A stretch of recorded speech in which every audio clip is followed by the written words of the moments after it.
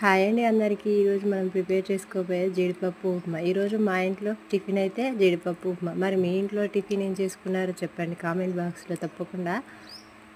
అలాగే ప్రాసెస్లోకి వెళ్ళిపోయే ముందు సబ్స్క్రైబ్ చేసుకోండి, లైక్ చేయండి. ఆయిల్ హీట్ అయ్యాక అందులో జీడిపప్పు వేసుకొని దోరగా వేయించుకొని తీసి పక్కకు పెట్టుకోవాలి. అదే ఆయిల్లో తాలింపు గింజలు, జీలకర్ర, ఉండే పచ్చిమిర్చి, కరివేపాకు యాడ్ చేసుకోవాలి. ఇవన్నీ దోరగా వేగిన తర్వాత పల్లీలు యాడ్ చేసుకొని ఇవి కూడా దోరగా అవిన తర్వాత అందులో కొద్దిగా రుచికి తగినంత ఉప్పు, టమాటాలను యాడ్ చేసుకోవాలి. టమాటాలు బాగా మగ్గిన తర్వాత ఉప్మా క్వాంటిటీకి తగ్గట్టుగా వాటర్ అనేది తీసుకొని అందులో పోయాలి.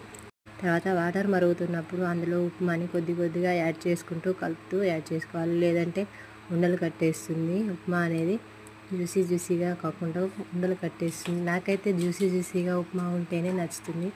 మరి మీకు ఎలా నచ్చుతుందో చెప్పండి. అలాగే నేను చేసిన ఈ జీడిపప్పు ఉప్మా అనేది ఎలా ఉందో కామెంట్ బాక్స్లో తప్పకుండా కామెంట్ చేయండి ఫ్రెండ్స్. చాలామంది వీడియోస్ చూస్తున్నారు కానీ లైక్స్ అనేది చేయడం లేదండి.